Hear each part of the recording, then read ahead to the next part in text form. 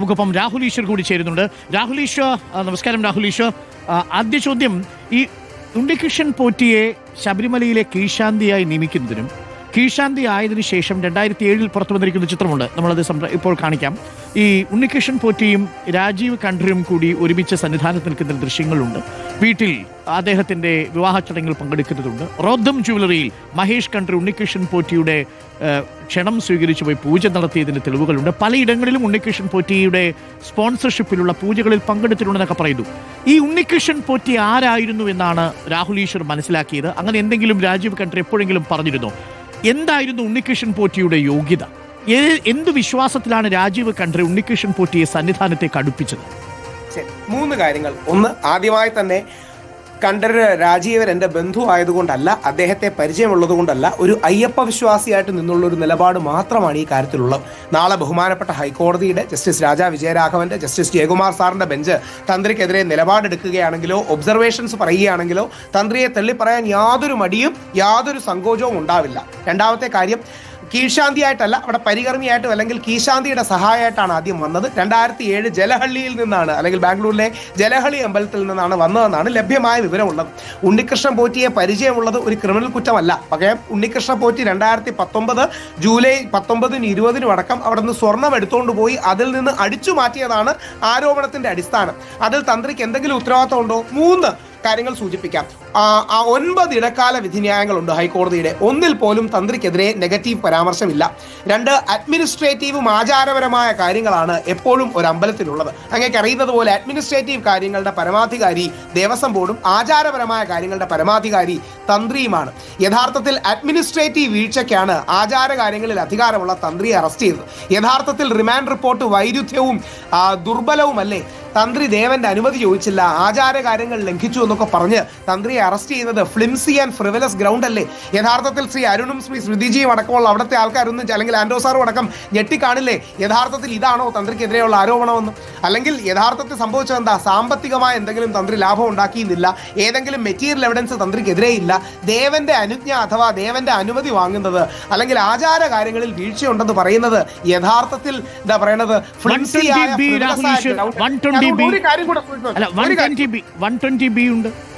Common intent വേണ്ടേ? 120B എന്ന് പറഞ്ഞാൽ കോമൺ ഇന്റന്റ് അടുത്ത ഘട്ടത്തിലല്ലേ ഇത് പ്രൂവ് ചെയ്യൂ? അതെ, ഇനി അതാ പറഞ്ഞത്, തന്ത്രിക്കെതിരെ ഏതെങ്കിലും രീതിയിൽ ഇപ്പൊ ഹൈക്കോടതി പറയുകയാണ് പ്രഥമ ദൃഷ്ട്യാ തന്ത്രിക്കെതിരെയുള്ള ആരോപണങ്ങൾ നിലനിൽക്കുമെന്നോ ബാക്കി കാര്യങ്ങൾ ഉണ്ടെങ്കിൽ നമ്മൾ തന്ത്രിയെ പറയാം. എന്താ ഒരു നിമിഷം, അങ്ങനെയാണെങ്കിൽ എന്തിനാ റിമാൻഡ് ചെയ്തത്? അവിടെയാണ് യഥാർത്ഥത്തിൽ തന്ത്രിയെ അറസ്റ്റ് ചെയ്തത് രാഷ്ട്രീയപരമായ കാരണങ്ങൾ കൊണ്ടാണ്. ഡീഫോക്കസ് ചെയ്യാനാണ്, ശ്രദ്ധ തിരിക്കാനാണ്. കോടതി എന്തിനു റിമാൻഡ് ചെയ്തു? കീഴ്ക്കോടതികളല്ലേ? ഇപ്പൊ ഹൈക്കോടതിയുടെ ഒബ്സർവേഷൻ വരികയാണ്. ആ ഹൈക്കോടതിയുടെ ദേവസ്വം ബെഞ്ചിന്റെ രാഹുൽ അങ്ങ് പറഞ്ഞതിൽ നിന്ന് തന്ത്രി ആദ്യം വന്നത് ഈ പറഞ്ഞ കീഴ്ശാന്തിയുടെ പരികർമ്മിയായിട്ടാണെന്ന് പറഞ്ഞു. ശരി, അതിനുശേഷം ഇയാൾക്കെതിരെ ചില ക്രമക്കേടുകൾ കണ്ടെത്തി അവിടെ നിന്ന് ഒഴിവാക്കുന്നുണ്ട്. പിന്നീട് വരുന്നത് അങ്ങ് ഈ പറയുന്ന കണ്ഠർ രാജീവരുടെ താല്പര്യപ്രകാരമാണ് അവിടെ പിന്നീട് എത്തുന്നത്. പിന്നീട് നടക്കുന്ന പഴയ കാല ഫോട്ടോ ക്ലിപ്പുകളൊക്കെ കണ്ടു കഴിഞ്ഞാൽ അതിലൊക്കെ തന്നെയും ഈ തന്ത്രിയുടെ തൊട്ടു പിന്നിൽ നിൽക്കുകയാണ് പോറ്റി എല്ലാ കാലത്തും കൂടെയുണ്ട് എന്നുള്ളതാണ്. അപ്പോൾ പോറ്റിയെ കൊണ്ടുവന്നത്, പോറ്റിയെ ഈ രൂപത്തിൽ വളർത്തിയത് തന്ത്രിയാണ് എന്ന ഒരു സംശയം അവിടെ SITക്കുണ്ട്. ഒരു മിനിറ്റ്, ഞാൻ പൂർത്തിയായിക്കോട്ടെ. അങ്ങ് ഈ പറയുന്ന അനുജ്ഞ എന്നുള്ളത് ആചാരപരമായ കാര്യമാണെന്ന് പറയുമ്പോഴും ഇത് തമ്മിൽ കണക്റ്റഡ് ആണെന്നേ. ഇത് ശബരിമലയാണ്, ക്ഷേത്രമാണ്. അങ്ങ് പറയുന്ന പോലെ അഡ്മിനിസ്ട്രേറ്റീവ് റോളുള്ള ദേവസ്വം ബോർഡിനാണ് ഏറ്റവും വലിയ ഉത്തരവാദിത്തം. അത് ഞാൻ അങ്ങയോട് യോജിക്കുകയാണ്. പക്ഷേ ഈ പറഞ്ഞ ദേവന്റെ അനുജ്ഞ അനുസരിച്ച് ഈ കാര്യങ്ങൾ ചെയ്തുകൂടാ എന്ന തീരുമാനം തന്ത്രിക്കെടുക്കാം. തന്ത്രിയാണല്ലോ ആചാരങ്ങളിൽ ഏറ്റവും തലപ്പത്ത് നിൽക്കുന്നത്. അദ്ദേഹം അത് ഒരു ഒപ്പിട്ട് കൊടുത്താൽ, ഇതിൽ ഞാൻ യോജിക്കുന്നില്ല എന്ന് ഒപ്പിട്ട് കൊടുത്താൽ മതി. അദ്ദേഹം കണ്ടടക്കിയാണ്. അങ്ങേക്കറിയാം ശബരിമലയുടെ ഈ വാതിലുകൾ അകത്തുനിന്ന് തുറക്കുന്നതാണ് അല്ലേ? അപ്പോൾ അതിനകത്തേക്ക് ഈ ദേവസ്വം ബോർഡ് ഉദ്യോഗസ്ഥർക്കായിട്ടല്ലല്ലോ ഇത് തുറന്നു കൊടുക്കുന്ന. പാളികൾ അഴിക്കാൻ തന്ത്രിയുണ്ട് അതിനകത്ത് സഹായിക്കാൻ, അല്ലെങ്കിൽ അത് സാക്ഷ്യം വഹിക്കാൻ എന്നുള്ളതാണ്. ഇതൊക്കെ തന്നെയും ചേർന്നതാണ് ഈ ഗൂഢാലോചന എന്ന് പറയുന്നത്, ഒരുമിച്ചുള്ള കാര്യമാണെന്ന് പറയുന്നത്. അതിനൊരു മറുപടി മാത്രം, അതായത് തന്ത്രിയാണ് പരമാധികാരി എന്നുള്ള ആചാര കാര്യങ്ങളിൽ അങ്ങയുടെ പോയിന്റ് കറക്റ്റാണ്. പക്ഷേ 2025 മാത്രം വെളിയിൽ വന്ന സ്വർണ്ണക്കൊള്ള 2019 തന്ത്രി എങ്ങനെ അറിയും? 6 വർഷം മുമ്പ് 2025 മാത്രം ബഹുമാനപ്പെട്ട ഹൈക്കോടതി സ്വമേധയാ കേസെടുത്ത് വെളിയിൽ കൊണ്ടുവന്ന സ്വർണ്ണക്കൊള്ള 2019 മുൻകൂട്ടി കണ്ട് ഇതെടുക്കാൻ പോകുന്നത് സ്വർണ്ണക്കൊള്ളയ്ക്ക് വേണ്ടിയാണെന്ന് മുൻകൂട്ടി കാണാൻ തന്ത്രിക്ക് ദിവ്യദൃഷ്ടി അതായത് നോക്കൂ, ആ അറസ്റ്റ് റിപ്പോർട്ട് താങ്കൾ വായിച്ചിട്ടുണ്ടാവുമല്ലോ. അതിൽ ദേവസ്വം മാനുവലിനെ കുറിച്ച് കൃത്യമായ ധാരണയുള്ളയാളാണല്ലോ നമ്മളുടെ ഈ തന്ത്രി രാജീവ് ഖണ്ഡർ.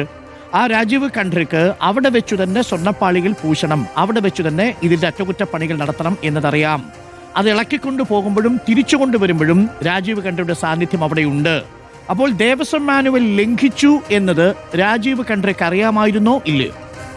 ദേവസ്വം മാനുവൽ എൻഫോഴ്സ് ചെയ്യേണ്ടത് ദേവസ്വം ബോർഡല്ലേ? തന്ത്രി ഫോളോ ചെയ്യുന്നത് ആഗമശാസ്ത്രങ്ങളാണ്, അഥവാ വിശ്വാസം, ആചാരം. അല്ല, അവിടെ ഒരു പ്രശ്നമുണ്ട്. ഇപ്പോൾ ജയശ്രീ ഒരു നിമിഷം, ദേവസ്വം സെക്രട്ടറിയും കമ്മീഷണറും ഈ പറയുന്ന ചീഫ് എക്സിക്യൂട്ടീവ് ഓഫീസറും ഒക്കെ അറസ്റ്റിലായത് അവർക്ക് വേണമെങ്കിൽ പറയാം ഇത് ദേവസ്വം ബോർഡിന്റെ ഉത്തരവാദിത്വമാണ്. നോക്കൂ, ഒരേ സമയം തന്നെ ആചാരകാര്യങ്ങളിൽ ഒരു നിമിഷം രാഹുൽ, ഒരേ സമയം തന്നെ ആചാര്യകാര്യങ്ങളിൽ പരമാധികാരത്തുള്ള തന്ത്രി ദേവസ്വം ബോർഡിന്റെ ഒരു എംപ്ലോയി സ്റ്റാറ്റസ് കൂടി ഉണ്ട്. അതറിയാമല്ലോ താങ്കൾക്ക്. അപ്പോൾ സ്വാഭാവികമായും കേൾക്കൂ, ദേവസ്വം മാനുവലിന്റെ ചട്ടം അവിടെ ലംഘിക്കപ്പെടുമ്പോൾ മഹസറിൽ തടസ്സമെഴുതണം. ദ്വാരപാലക ശില്പപാളികൾ കൊണ്ടുപോയതിൽ തടസ്സം എഴുതിയിട്ടുണ്ട്. കട്ടളപ്പാളി കൊണ്ടുപോയതിൽ തടസ്സം എഴുതാതെ പോയത് എന്തുകൊണ്ടായിരിക്കും? 2, ദേവസ്വം ബോർഡ് ഉണ്ടാകുന്നതിന് മുമ്പേ അവിടെ തന്ത്രിയും ശബരിമലയും ഉണ്ട്. ദേവസ്വം ബോർഡ് നിയമിച്ച ഒരാളല്ല തന്ത്രി കാരാണ്മയായി നൂറ്റാണ്ടുകളായി അവിടെ വരുന്നതാണ്. അല്ലാതെ തന്ത്രി നേരത്തെ ചില ആൾക്കാർ തെറ്റിദ്ധാരണ വരുത്തുന്നത് പോലെ 100 വർഷമായിട്ടല്ല, അവിടെ 1000 വർഷമായിട്ടെങ്കിലും തന്ത്രി ഉണ്ട് എന്നത് ചരിത്ര രേഖകളുണ്ട്. അപ്പം ദേവസ്വം ബോർഡ് സ്ഥാപിച്ച, ദേവസ്വം ബോർഡ് നിയമിച്ച ഒരാളല്ല തന്ത്രി. 2, ദേവസ്വം മാനുവൽ തന്ത്രിയല്ല, ദേവസ്വം ബോർഡാണ് എൻഫോഴ്സ് ചെയ്യേണ്ടത്. ദേവസ്വം ബോർഡിന് പരാജയം ഉണ്ടായി കാണാം, പക്ഷെ അതിന്റെ ഉത്തരവാദിത്വം തന്ത്രിക്കാണോ? അങ്ങ് ആലോചിച്ച് നോക്കുക. വൈകിട്ട് 6 മണിക്ക് ശേഷം സാധനം പുറത്തെടുക്കരുത്, വെളിയിൽ കൊണ്ടുപോകരുത് ദേവസ്വം മാനുവലിലുണ്ട്. അത് എൻഫോഴ്സ് ചെയ്യേണ്ട ഉത്തരവാദിത്വം ദേവസ്വം ബോർഡിനല്ലേ? അല്ലല്ല രാഹുൽ, ഈ അറസ്റ്റിലായ പത്മകുമാർ അടക്കമുള്ളവർ തുടക്കത്തിൽ പറഞ്ഞ പ്രതികരണം അങ്ങ് ഓർക്കുന്നുണ്ടല്ലോ. ഇവരോടൊക്കെ തന്നെ ചോദിക്കുന്ന ഘട്ടങ്ങളിൽ, അതായത് അറസ്റ്റിന് മുമ്പ് ചോദിക്കുമ്പോൾ തന്ത്രിയുടെ അനുമതി വാങ്ങിയിട്ടാണെന്നാണ് പറയുന്നത്. ഇവരെല്ലാവരും തന്നെ തന്ത്രിയുടെ അനുമതി വാങ്ങിയിട്ടേ ഇത് ചെയ്യുള്ളൂ. അപ്പോൾ ആത്മീയമായ അനുമതിയാണ് പ്രധാനം രാഹുൽ. അല്ലല്ല, ഒരു നിമിഷം. അങ്ങനെ ദേവസ്വം ബോർഡ് തന്റെ ദേവന്റെ അനുജ്ഞയ്ക്ക് എതിരായിട്ട് ഇത് ഇളക്കിക്കൊണ്ട് പോകുന്നു എന്ന് എവിടെയെങ്കിലും രേഖപ്പെടുത്തിയിട്ടുണ്ടോ? അല്ല, അനുജ്ഞയ്ക്ക് എതിരെ എങ്ങനെയാണ് ശ്രീ അരുൺ? അതായത് അവിടെ ഒരു സ്വർണ്ണപ്പാളി മാറ്റി സുദേവ സ്വർണ്ണപ്പാളി കൊണ്ടുവരുന്നു എന്ന് പറയുന്നു. തന്ത്രിക്ക് അറിയാൻ പറ്റുമോ ഇത് കൊണ്ടുപോകുന്നത് കൊള്ളയടിക്കാനാണെന്ന്? അല്ലല്ല, ഈ ദേവസ്വം മാനുവൽ വന്നിരിക്കുന്നതും ഈ പറയുന്നത് പോലെ പുറത്ത് കൊണ്ടുപോകരുതെന്നുള്ളതും ഒക്കെ ഒരു ദേവന്റെ അനുജ്ഞയുടെ ഭാഗമായിട്ടായിരിക്കുമല്ലോ. അതല്ലാതെ ദേവസ്വം ബോർഡ് എഴുതി വെച്ചിരിക്കുന്നതല്ലോ. അല്ലല്ല, ഉണ്ടാക്കിയിരിക്കുന്നത് ഇതിന്റെ അടിസ്ഥാനത്തിലാണ്, തന്ത്രിയുടെ കൂടിയാലോചനയിലാണ്. ഇതെന്ത് പുറത്തു കൊണ്ടുപോകാം? സന്നിധാനത്ത് നിന്ന് ഒരു സാധനം പുറത്ത് കൊണ്ടുപോകണമെങ്കിൽ തന്ത്രിയുടെ അനുമതി വേണ്ടേ? അപ്പോൾ എന്റെ ചോദ്യം ഇതാണ്, കൊണ്ടുപോകാൻ പാടില്ലാത്ത ഒരു സാധനത്തിന് തന്ത്രി അനുമതി കൊടുത്തത് എന്തിനാണ്? സർ, അവിടെയാണ് ദേവസ്വം മാനുവൽ ദേവസ്വം ബോർഡിന്റെ ഉത്തരവാദിത്വവും കഴിഞ്ഞ കാലങ്ങളിൽ സർക്കാർ ഉണ്ടാക്കുന്നതുമാണ്. ആഗമശാസ്ത്രങ്ങളാണ് തന്ത്രി ഫോളോ ചെയ്യുന്നത്, ഈ രീതിയിലുള്ള ദേവസ്വം മാനുവൽ അല്ല. ഇനി ഒറ്റ കാര്യം കൂടെ, ഇനി അതിന്റെ പേരിൽ ശ്രീ ശങ്കർദാസ് അടക്കമുള്ളവരെ വേട്ടയാടരുത്. ഞാൻ പല ദിവസങ്ങളായി ഇതിനു മുമ്പും ചാനലുകളിൽ നിന്ന് പറയുന്നതാണ്, ഈ 83 വയസ്സായ സ്ട്രോക്ക് വന്നൊരു മനുഷ്യനെ വേട്ടയാടുന്നതിൽ നന്മയില്ല. നമ്മൾ യഥാർത്ഥത്തിൽ ഇപ്പോൾ ചെയ്യുന്നത് പുതിയ ഇരകളെ തേടി പോവുകയാണ്. ഇന്ന് തന്ത്രി, നാളെ മെമ്പർ, മറ്റന്നാൾ മന്ത്രി. ശരിയാണ്, ദേവസ്വം മാനുവൽ ഇംപ്ലിമെന്റ് ചെയ്യേണ്ട ഒന്നാമത്തെ ഉത്തരവാദി ദേവസ്വം ബോർഡ് ഉദ്യോഗസ്ഥരുമാണ്. അതവിടെ ഇരിക്കട്ടെ. പക്ഷെ ശബരിമലയിലെ ശ്രീകോവിലകത്തുള്ള പല കാര്യങ്ങളും എടുത്തുകൊണ്ട് പോവുക, വാതിൽ തന്നെ ഇളക്കുക, ഇത്തരം കാര്യങ്ങൾക്ക് ദേവന്റെ ഇഷ്ടം എന്താണെന്ന് ചോദിച്ചിട്ടുണ്ടാകണമല്ലോ. അതല്ലേ രീതി? അങ്ങനെയാണ് കേട്ടിട്ടുള്ളത്. ഒരു മിനിറ്റ്, അങ്ങനെയാണെങ്കിൽ അങ്ങനെ ഒരു അനുജ്ഞ ചോദിച്ചിട്ടുണ്ടോ? നമുക്ക് മനസ്സിലാവുന്നതനുസരിച്ച് ദേവസ്വം മാനുവൽ അനുസരിച്ചാണെങ്കിലും അനുജ്ഞ ചോദിച്ചിട്ടുണ്ടെങ്കിൽ അനുജ്ഞ ചോദിക്കുന്നത് രേഖയാക്കി കൊടുക്കണം. ഇതിൽ ആദ്യത്തെ ചോദ്യത്തിൽ എന്താണ് ഉത്തരം? അനുജ്ഞ ചോദിച്ചിട്ടുണ്ടോ? ഉണ്ടാവില്ലേ? ഇല്ല, അവിടെയാണ് അനുജ്ഞ എന്ന് പറഞ്ഞാൽ ദേവനും തന്ത്രിയും തമ്മിൽ ധ്യാനാവസ്ഥയിൽ ഇരിക്കുമ്പോൾ ഉണ്ടാകുന്ന കമ്മ്യൂണിക്കേഷൻ ആണ്. കലശം ചെയ്യും, അതിനുശേഷം ദേവൻ അനുമതി തരും. അത് റെക്കോർഡിക്കലല്ല, ആ അനുമതി. അപ്പൊ അങ്ങനെ ഒരു അനുജ്ഞ ചോദിച്ചു കഴിഞ്ഞാൽ അത് ദേവസ്വം ബോർഡിനെ അറിയിക്കണ്ടേ? അതെങ്ങനെയാ? അത് മെന്റൽ തലപ്പതി പറ്റുമോ? വേറെ ആരുമല്ല. ഈ അനുജ്ഞ, അതായത് ദേവന്റെ അനുമതി ഉണ്ടോ എന്ന് തന്ത്രിയോട് ചോദിക്കുന്നത് ദേവസ്വം ബോർഡാണ്. ദേവസ്വം ബോർഡിന്റെ ഉത്തരവിന്റെ ഭാഗമായി. അല്ലല്ല, ഞാൻ ചോദിക്കുന്നത് ഒന്നും വേണ്ട. നിങ്ങൾ ചോദിച്ചു കാണും ദേവന്റെ അനുവാദമുണ്ടോ എന്ന് തന്ത്രി ചോദിച്ചിട്ടുണ്ട്. ഈ വിവരം എന്തായാലും ദേവസ്വം ബോർഡിനെ അങ്ങോട്ടല്ലേ അറിയിക്കേണ്ടത്? ദേവസ്വം ബോർഡാണ് ചോദിക്കുന്നത്. ശരി, അപ്പോൾ ഒരു ഭാഗത്ത് ദേവസ്വം ബോർഡ് ചോദിച്ചില്ലെങ്കിൽ, ശരി, ദേവസ്വം ബോർഡ് ചോദിച്ചില്ലെങ്കിൽ തന്ത്രി മിണ്ടായിരിക്കുമോ? അനുജ്ഞ ചോദിച്ചു, ഒരു മിനിറ്റ്, അനുജ്ഞ ചോദിച്ചു, ദേവൻ അനുജ്ഞ കൊടുത്തില്ല എന്ന് വിചാരിക്കുക. ദേവസ്വം ബോർഡ് ചോദിച്ചില്ല, പാളിയൊക്കെ ഇളക്കിക്കൊണ്ടുപോയി, തന്ത്രി മിണ്ടാതിരിക്കുമോ? സാർ അവിടെയാണ് പാളി എവിടെയാണ്? ഇളക്കിയതല്ല, പാളിയിൽ നിന്ന് സ്വർണം മാറ്റിയതാണ്.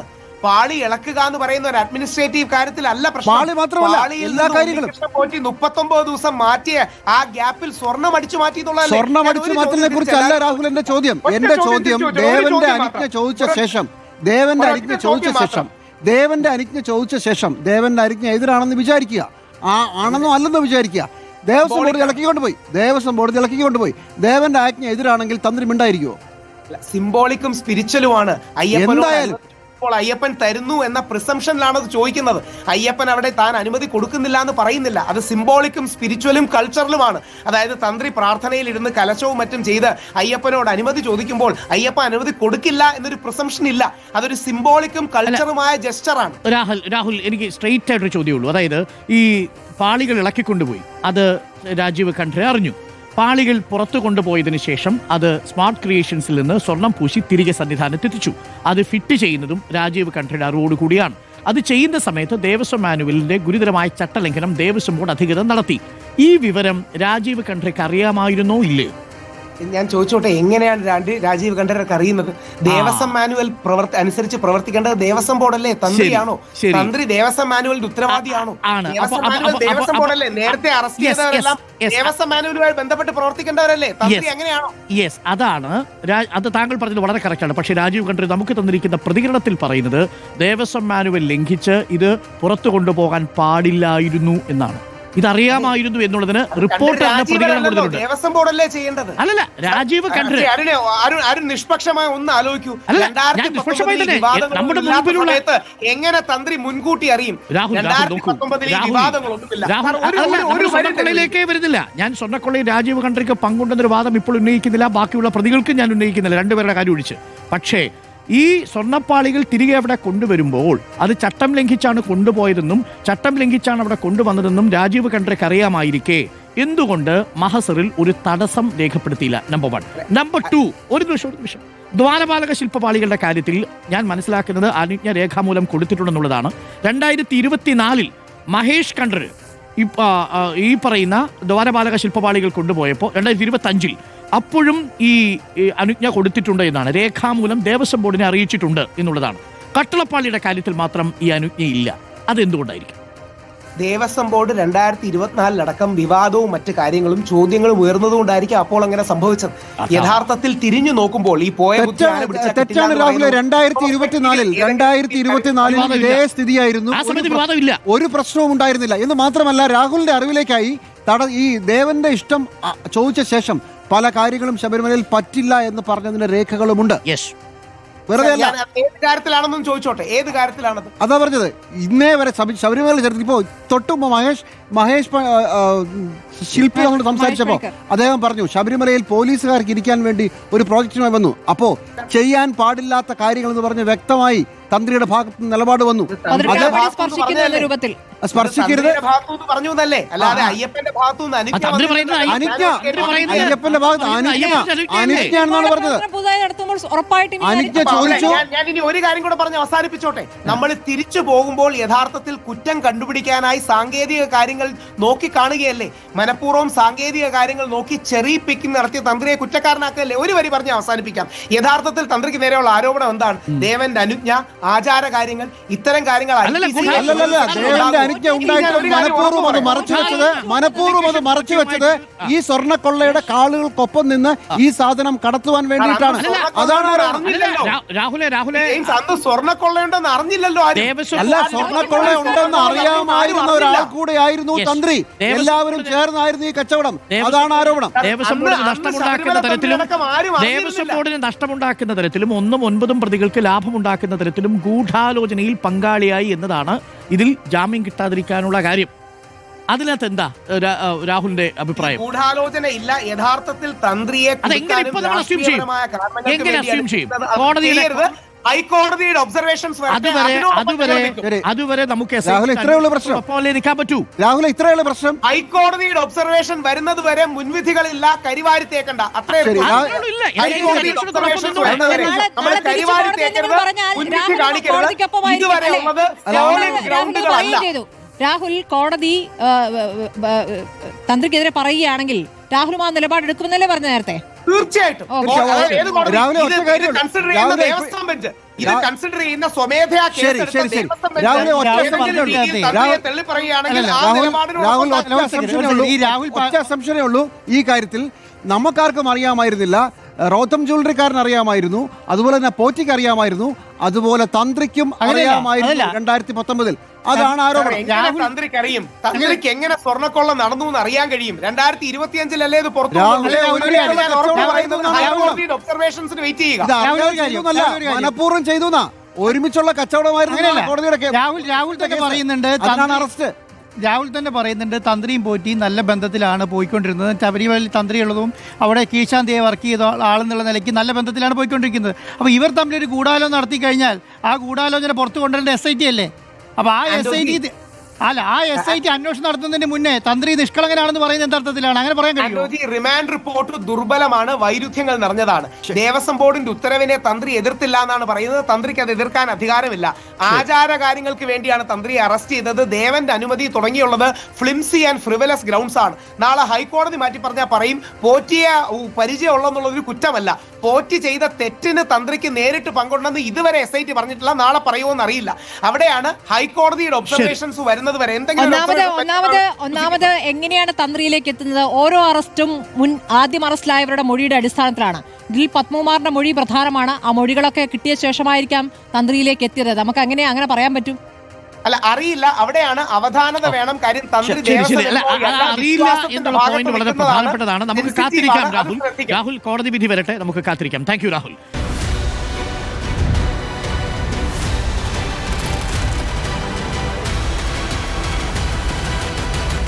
Debate with Dr. Arun Kumar.